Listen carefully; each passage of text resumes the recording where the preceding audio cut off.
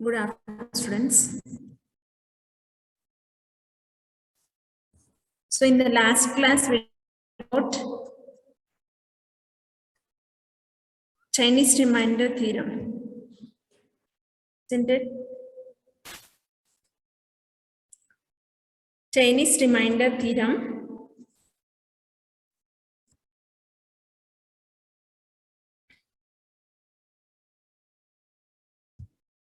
So what Chinese remainder theorem specifies? So Chinese remainder theorem specifies. So if there are a set of relatively prime numbers, so where M1 and M2 is a relatively prime, and if there is M3, so M2 and M3 is relatively prime. So set of pairwise relatively prime numbers are there. Then there are some integers like A1 to AR. Then there will be a solution x, so which is where x is congruently equivalent to a1 mod m1, and the same x is congruently equivalent to a2 mod m2, and so on. Then we need to find the x value, and what is that x value is, so the summation of the summation of a into m into y mod m. So where this capital M is nothing but it is the multiplication of all, or the product of all the relatively prime numbers. Capital M is the product of all prime numbers, and capital Mi is the capital M by small mi, and yi is the inverse of capital M, isn't it? So this we discussed, and I have given assignment. So actually here itself is the answer. X value is 894. But I asked you to write a procedure, step-by-step procedure. Coming to the next theorem, that is the Euler's theorem. Yes, we discussed in the last class. So Euler's theorem states that there is an integer. Okay, A is an integer. If there is an integer A and there is an integer M, so then the possibility a power pi of m is congruently equivalent to 1 mod m. Whenever this a and m are relatively prime, the given values a and m are relatively prime, then that is if the GCD is 1, and then a power pi of m is congruently equivalent to 1 mod m. What is this pi of m? So pi of m is the Euler's totient or Euler's pi function. Pi of m is the Euler's pi function or the Euler's totient function. What it results?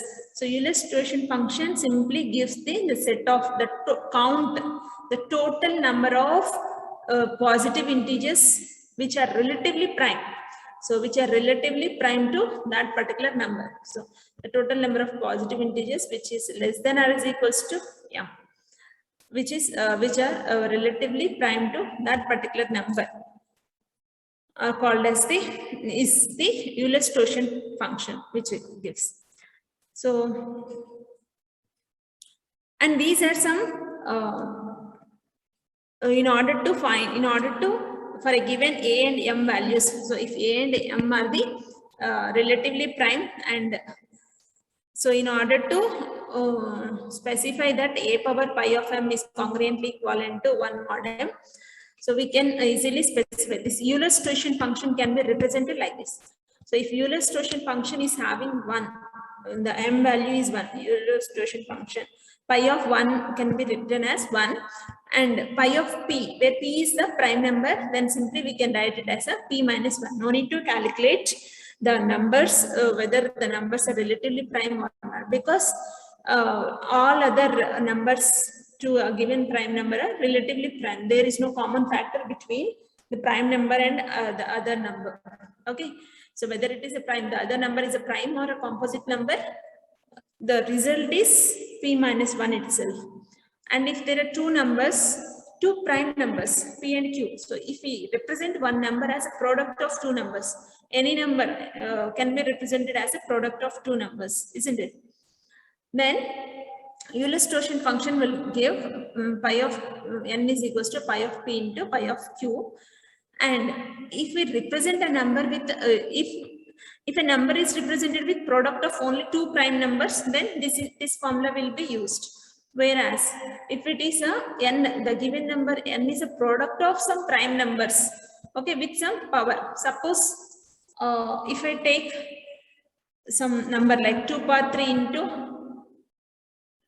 3, okay, 2 power 3 into 3. So where 2 and 3 are the prime numbers, 2 power 3 means it is 8. 8 into 3, that is 24. So if I have a number pi of 24, so then what is the value of pi of 24 is, if it is a normal procedure, we have to check whether 24 is relatively prime with 1 or not, relatively prime with 2 or not, 3 or not, like that up to 20. So simply we can use this formula. Okay, so we have to represent 2 power 3 into 3, and then we need to take this one, the values like 1 minus p, 1 by pk, like 1 minus, we have to use that. Pk means the first prime number. So here we have used 2, and also we have used 3. So we have to write 1 minus 1 by 3. Like this we need to write. So 2 power 3 into 3 into, so that is 1 minus 1 by 2 is 1 by 2, and 1 minus 1 by 3 is what? 2 by 3. Okay, so we need to write like this: 2 power 3 into 3 into 1 by 2 into 2 by 3. Okay, simply we'll get 2 square into 2, that is 8. We'll get the result. So pi of 24 is 8. Like this, we have to apply the formula. So is there any doubt in Chinese remainder theorem or in Euler's theorem?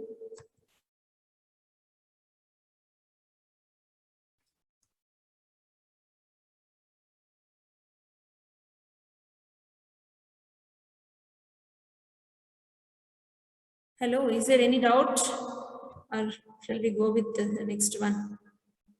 Next theorem.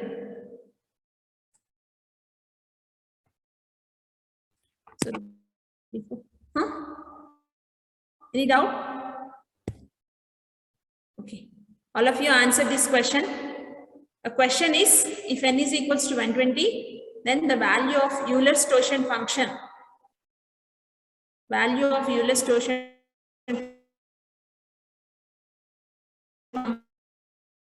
function is, you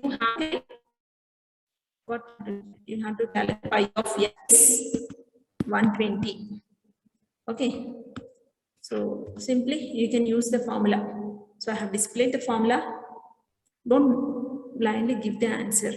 You calculate and give.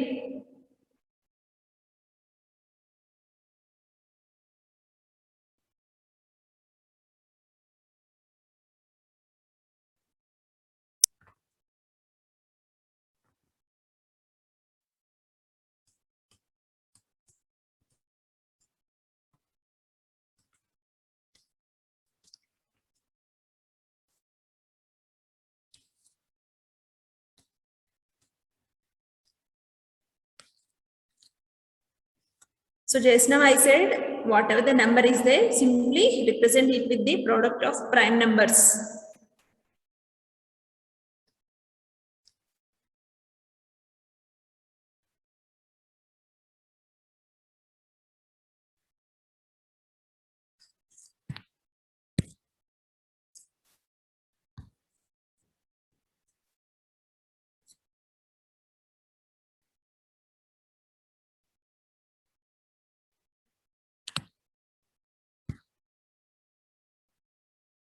Okay. I'll end the poll.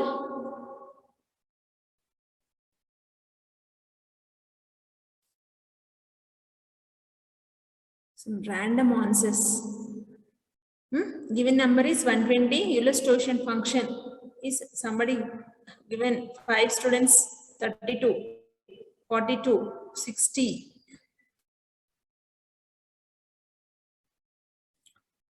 So how can we calculate? Simply we have to represent.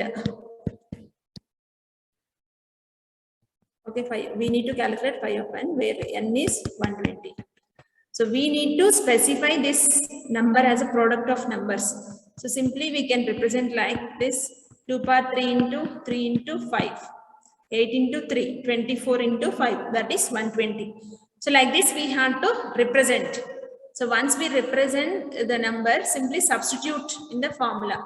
So 2 power 3 into 3 into 5, and then so consecutive prime numbers, isn't it? So just write 1 by 2 into 1 minus 1 by 2 into 1 minus 1 by 3 into 1 minus 1 by 5. So we'll get 2 power 3 into 3 into 5 into, so 1 minus 1 by 2 is 1 by 2. 1 minus 1 by 3 is 2 by 3. And 1 minus 1 by 5 is 4 by 5. Okay. So we'll get like this: 2 square into 2 into 4.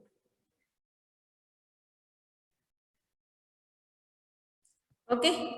4 into 2 into 4. 8 4 is 32. So the result is 32. Answer. So if n is equals to 120 and 5, then the phi of n is 32.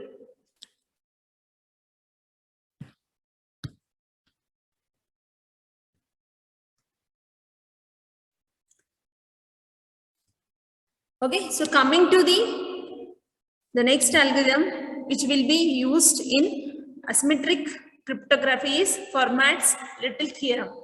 So if you observe in all these theorems, we are taking the prime numbers. Mainly, we are going to consider the prime numbers. Prime numbers will be used in some asymmetric algorithms like RSA and Diffie-Hellman.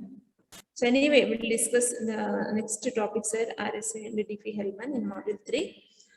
So before that, we'll discuss the next theorem, that is the Fermat's Little theorem.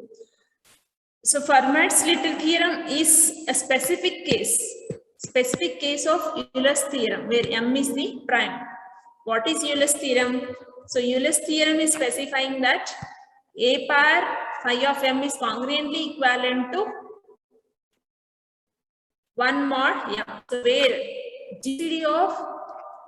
GCD of A and M is 1, but it is not saying that M is a prime or A is a prime number, isn't it? It is not specifying that either A or M is prime, but both are relatively prime. Okay, means the GCD of these two numbers may be 1, but it is not specifying whether it is a prime or not. Okay, so where Fermat's Little theorem is specifying that M is a prime number. So Fermat's Little theorem was discovered or developed before the Euler's theorem. Okay. So what is the Fermat's Little theorem is specifying is A power M minus 1 for a given integer A power M minus 1 is congruently equivalent to 1 mod M. So where M is a prime. Okay, suppose if we substitute like A power P, if we represent prime number with P, so we can represent like A power P minus 1 is congruently equivalent to 1 mod P, where P is a prime number. Okay, where P is the prime number. And M is a prime and M is not the divisor of A, means M is not dividing this A. So means the remainder. So whenever we take A by M, so remainder is not is equals to 0. So that this is the symbol. M is not divided. That will be represented with the symbol. Suppose if M is dividing A, means if it is getting, so if M is the factor, if M is the factor of A, then we need to represent like this: M divides A. So if M is not dividing, then that is the symbol we need to use for representation. So M is not dividing A. First thing is first case is m is a prime number, and even anyhow, so if it is a prime number, it is not dividing some number, right? So this is the theorem. This one is congruently equivalent to 1. Congruently equivalent to 1 mod m. So in Euler's theorem, the fact that phi of m is m minus 1. What is this? This is a Euler's torsion function. Euler's torsion function, pi of m is equals to m minus 1. When it will become m minus 1? Whenever if m is prime. If m is a prime number, so formula for Euler's torsion function is simply m minus 1. Okay. So this is the Fermat's Little theorem. So we'll see some example for Fermat's Little theorem. So here we need to take two numbers like a and m are the given numbers, right? M is a prime number. M is the prime number and a is any given integer value. A is the integer value and m is the prime number. Okay. Simply it has to, so it will satisfy anyhow. So if it is a prime number, it will satisfy like, suppose if I take, so the formula, if we go with the formula, a power m minus 1 is congruently equivalent to 1 mod. A power m minus 1 is congruently equivalent to 1 mod. Yeah. Okay. Suppose if I take a value as 3 and m value is 5. M is 5. Then, so is it satisfy? Of course, it will satisfy because m is a prime number. So m is a prime number. So that is, if you substitute the values, so 3 power 4 is congruently equivalent to 1 mod m. That is 5. So what is 3 power 4 value?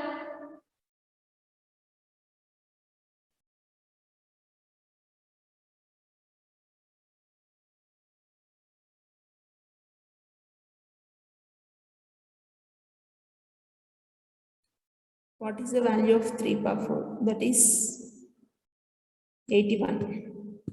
So 81 is congruently equivalent to 1.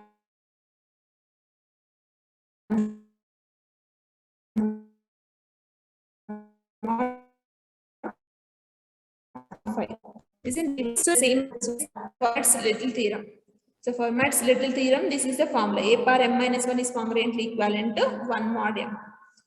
So there is another form for this Fermat's Little theorem, that is, if so p is a prime number, then we can also represent a power p is congruently equivalent to a mod p. A power p is congruently equivalent to a mod p. So both are same. A power p is congruently equivalent to a mod p. Suppose, so here if we take like a is 3 again, p is 5. Then a power p, that is 3 power 5 is congruently equivalent to 3 mod 5. Okay, 3 mod 5. What is 3 power 5 value? Is 243 is congruently equivalent to 3 mod 5. 243 mod 5 is 3 only, right? So these two are the forms. First one is a power m minus 1 is congruently equivalent to 1 mod m, or we can also represent this is a power p is congruently equivalent to a mod p. So this is the Fermat's Little theorem.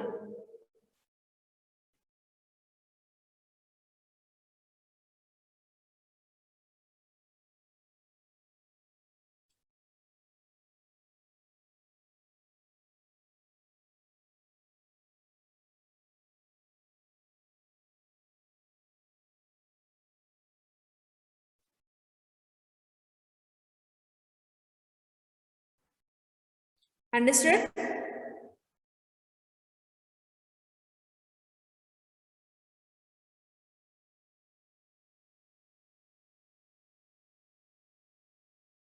Okay. So coming to the next topic, that is testing for primality.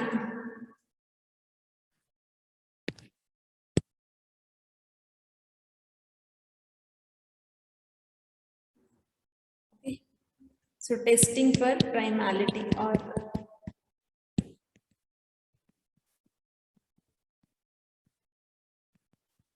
so testing for primality is nothing but for a given number. Okay. For a given number, so we have to find whether the given number is prime or not. That is the testing for primality. So how, suppose a number is given, suppose 5 is given. How can you say that it is a prime or not? Just tell me the basic rule to check whether a given number is prime or not. Give your answer in chat box. How can you test whether a given number is prime or not?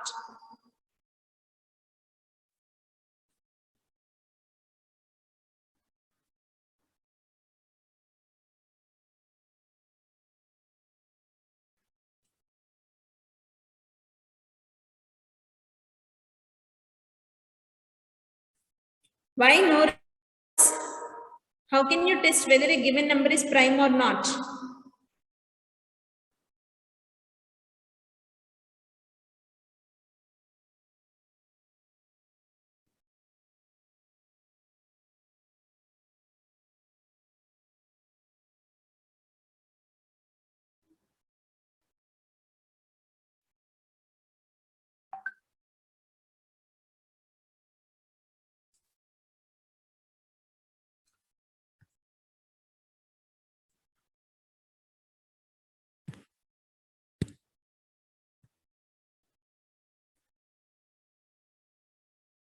So in order to test whether a number is prime or not, it will simply, we need to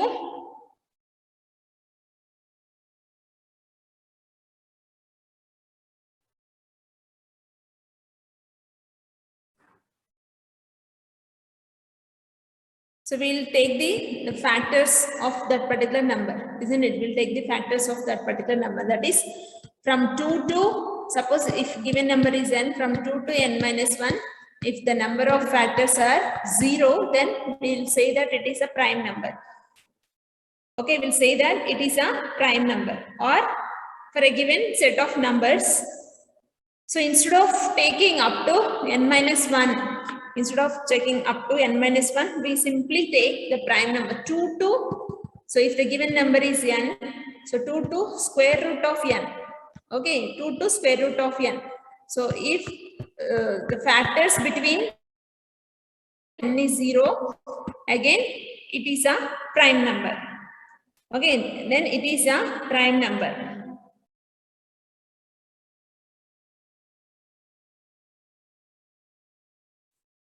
Isn't it?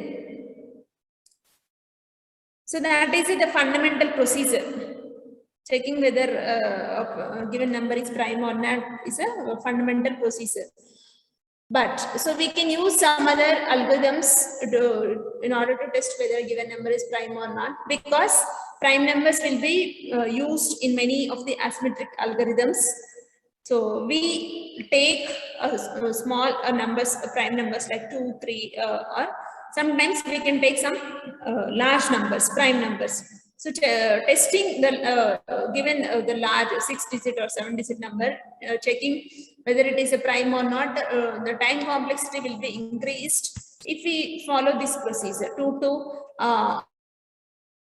of n. So if you are going to take that many iterations, obviously the time complexity will be increased. So some other methods or approaches are there. Okay. So one approach is, so what we need to do is simply for a given number n, so we need to take the numbers 1 to n and we need to take the numbers 1 to n. So in between 1 to n, so whatever the multiples of 2 are there, okay, we have to take the multiples of 2 and delete all the multiples. Delete all the multiples of 2. Like, what are the multiples of 2? multiples of 2 is 2, 4, 6, 8 and so on. Then delete all the multiples of what? Multiples of 3. Okay, delete all the multiples of 3 like 3, 6, 9 and then delete all the multiples of 4 up to what? Up to n. So that is one procedure. So again, so by using this we can for a given so if you delete all the multiples of 2, 3, 4 and so on n, then all the numbers are got deleted, then we can say that it is a prime number. That is one procedure. So that the procedure name is T of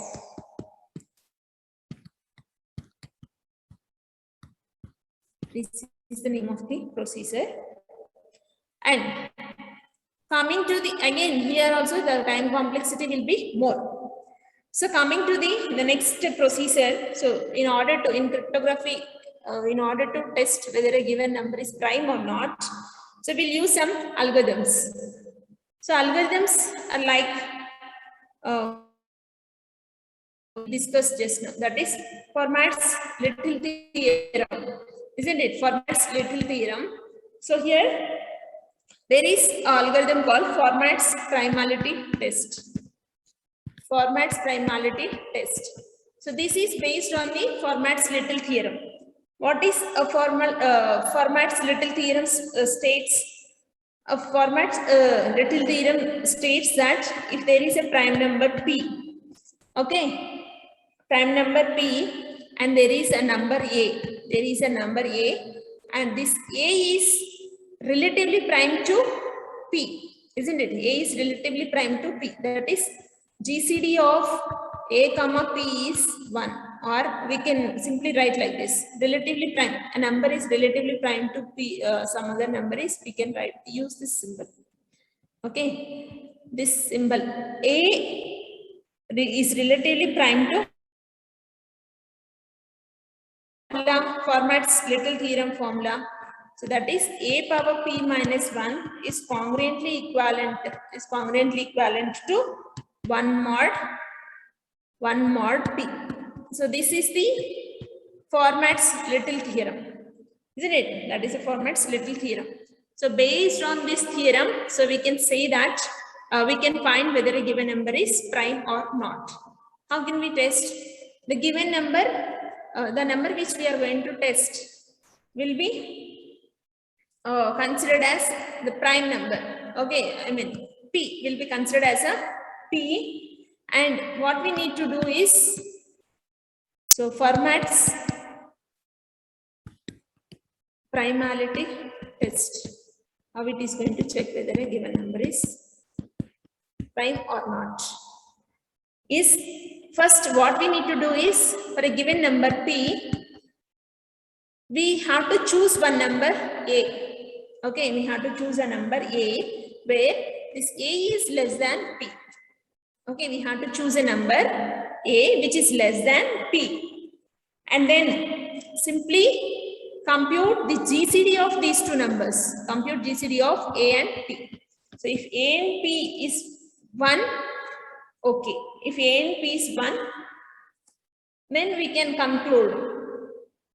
So if GCD of a and p is greater than 1, if GCD of a and p is greater than 1, simply we can say that p is not a prime number, because from the Fermat's little theorem, so a power p minus 1 is congruently equivalent to 1 mod p. So where p is the prime number and a and p are the relatively prime.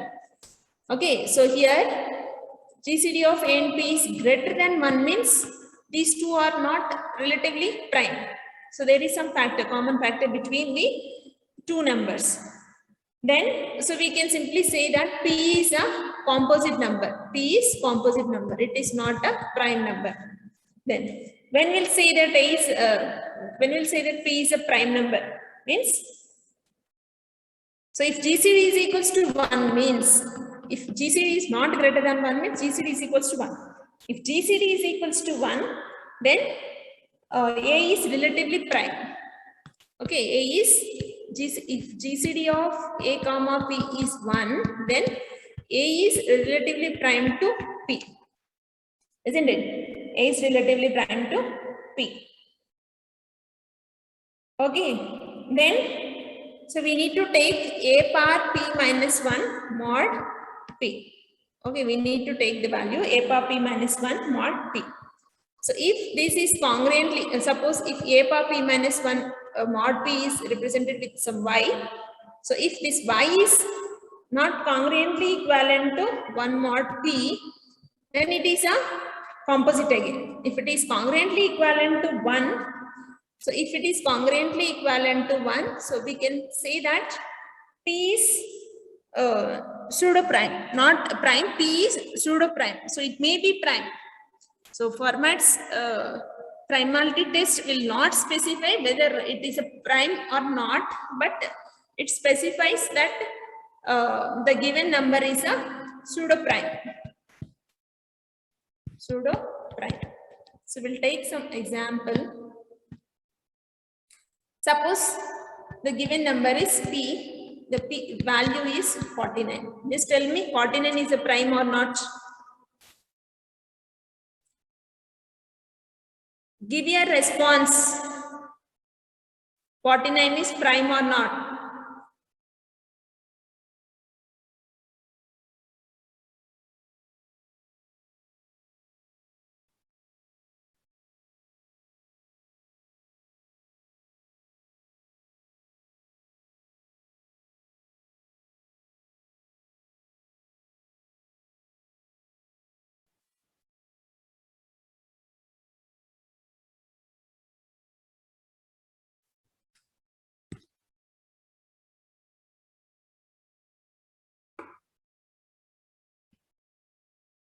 Am I audible?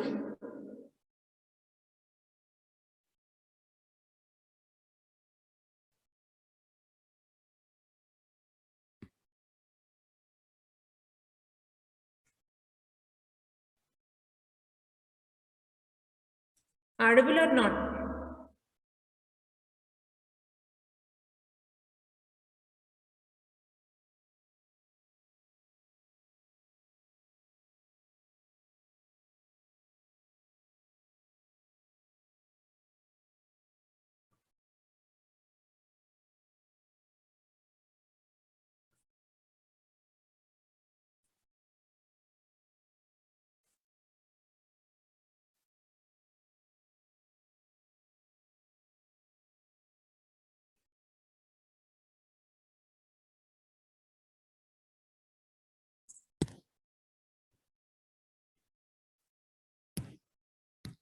Okay. So 49 is not prime. Yes, it is not prime. So we have to test whether it is a prime or not using the Fermat's little theorem. No, so Fermat's primality test. So how can we test whether it is a prime or not? So we have to choose some number A which is less than this number P. Suppose if I choose number A that is 19, which is less than 49, isn't it? 19. So what is the first step? We need to take the GCD of A comma P. That is GCD of 19 comma 49. So GCD of 19 comma 49 is 1 because 19 is a prime number. So anyway, we'll get the 1. So GCD of 19 comma 49 is 1. And if we represent this in the Fermat's little theorem, what will get? A power P, that is 19 power 48. So A power P minus 1. Little theorem is A power P minus 1 is congruently equivalent to 1 mod P. So P is 49 and P minus 1 is 48. So 19 power 48 is congruently equivalent to 1 mod 49. 1 mod 49. Okay. So it may be true for a given value 19. Suppose if I take some other case, so where P is 49 again, in this case, in case 2, if I take a value as some 31, and here again GCD of 31 comma 49 is 1, and if we substitute in Fermat's little theorem, that is a power p minus 1, 31 power 48 is congruently equivalent to 1 mod 49. May be true, but if I take some other case 3, where I am going to take a value as 5, then GCD of 5 comma 49 is 1. Okay, suppose if GCD of 5 comma 49 is 1, then so how can you calculate the GCD of two numbers? Simply by using the Euclid's theorem. Using the Euclid's theorem, GCD of a comma b is equals to b comma a mod b is a formula. Okay, so here 5 comma 49 is 1, GCD of 5 comma 49 is 1. Then if you apply a power p minus 1 is congruently equivalent to 1 mod p. So that is 5 power 48 is congruently equivalent to 1 mod 49. So in this case, it is not satisfying. 5 power 48 is not congruently equivalent to 1 mod 49. So if this condition satisfies, then only we'll say that it is a prime number. But for a given a, so for all a's, it should satisfy. But for a given a, that is if I take 5, it is not satisfying the condition. So that is why we can say that it is not a prime number. So this is the Fermat's primality test. So there is another algorithm, so which is which specifies whether a given number is prime or not. So the algorithm is Miller-Rabin theorem. Miller-Rabin theorem or primality test. Miller-Rabin primality test. So here, what is this Miller-Rabin primality test specifies is, so if there is a number, if there is a number p, then it can be represented as p minus 1 is equals to 2 power k into m. 2 power k into m. So where we need to take like 2 power k into m, where these 2 and m are relatively prime. 2 and m are relatively prime. Means GCD of 2 comma whatever the number we are going to take, that is 1. That should be 1. GCD of 2 comma m should be 1. So when we'll get the GCD of 2 comma m is 1? Whenever m is odd number. So simply m should be odd number. Okay. So this is a formula for Miller-Rabin theorem, primality test theorem. So p minus 1 for a given number p, if p is a prime number, then p minus 1, so it should satisfy p minus 1 is equals to 2 power k into m, where m is a odd number. Okay, m is a odd number.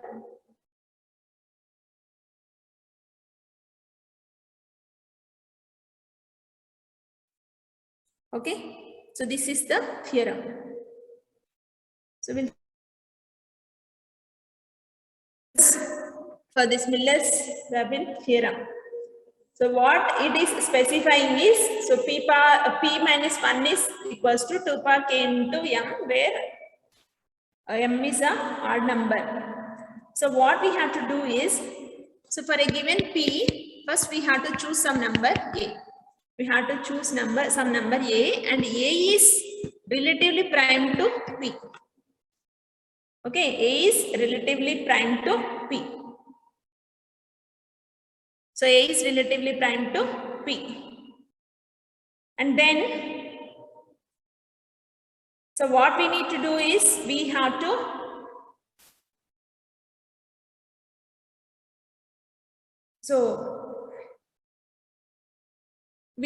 take First, we have to take p minus 1 is equals to 2 power k into m. And we need to choose some a which is relatively prime to p, and then a power m mod p will be represented with some number b. Okay, a power n mod p will be represented with some number b, where this b is congruently equivalent to 1 mod p. B is congruently equivalent to 1 mod p. If this condition satisfies, then we'll say that p is a prime number. Then we'll say that p is a prime number. Okay, we'll say that p is a prime number. And so what we need to do is, so we have to take some iteration. We have to take some iteration from 1 to k minus 1. So we'll take some value k, isn't it? So from 1 to k minus 1, we'll take some iteration. And in that iterations, if b is congruently equivalent to minus 1 mod p, then also we'll say that then also we'll say that p is a prime number. Okay, we'll say that p is a prime number. Otherwise, we need to do b square mod p. We need to take b square mod p. So here, so if we get the value, so b square mod p is same as the b, then we'll say that p is a composite number. So that is the algorithm. The thing is, first we have to take a number p, we'll consider that as a prime number, and we'll apply p minus 1 is equals to 2 power k into m. And we'll choose some a which is relatively prime to p. And then we'll take a power m mod p. If it gives some value b, and if this b is congruently equivalent to 1 mod p, then p is a prime. And we'll take some iterations from 1 to k minus 1. So in that, if it is going to give that is b is congruently equivalent to 1 mod p, then we'll say that p is a prime. Otherwise, it is a composite. So we'll take one example. P is equals to 105 is a number. First of all, tell me whether it is a prime or not. P is equals to 105 is a prime or not.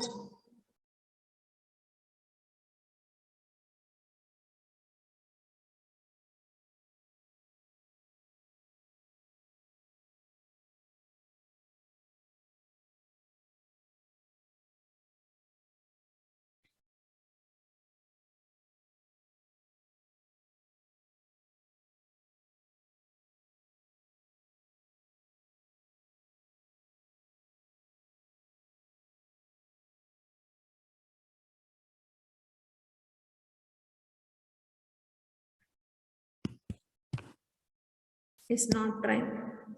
So then we have to apply p minus 1 is equals to 2 power k into m. So we have to choose some k and m values. So where 2 is relatively prime to m, that is m is an odd number. Suppose if we take k value, not choosing, simply p minus 1 is nothing but 104. So 104, 2 into, so k m. So if we substitute k is equals to 3 and m is equals to, get the value 104. That is 104 is equals to 2 power 3 into 13. 13 8s are, isn't it? So we have to take the values like that. P minus 1 is equals to 2 power 3 into 13. Then we have to choose a. So for this given problem, p is equals to 105. Choose some a. So here I am going to choose 8. Okay, which is relatively prime to this. So GCD of 8 and 105 is 1. We need to choose like accordingly. Okay. Now, what we need to do, a power m mod p. What is m in our example? M is 13, k is 3. So here we have to take a power m mod p. That is, what is a?